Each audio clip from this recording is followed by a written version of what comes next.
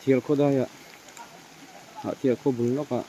107 accident pal hlo me a pol ko tanga in sun tur ni om tak ani he bung ro peniel branch way me ke an thier sak me ka ni ti le hiam ero an om lova pakhat a in hiam ve deuh ni om tak ani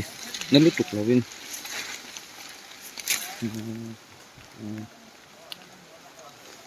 ngah hian bung ro an thier chu sak mek ha thier lo tet ka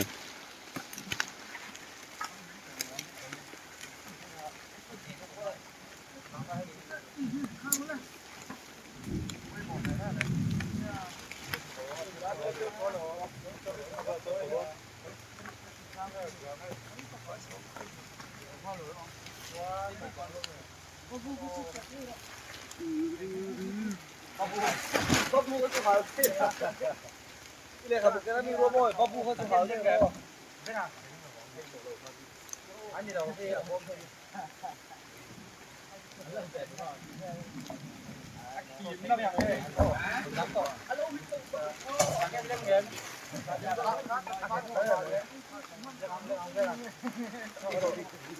kal kong hin siam thalo lu tuka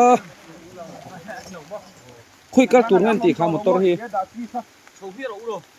khoi kal tur ngan ti kha cái là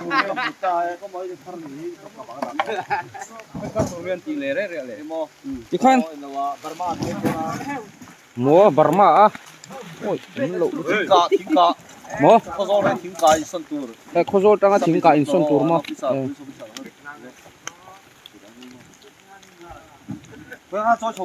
lạc số buổi thao cái đó hết rồi à motor tu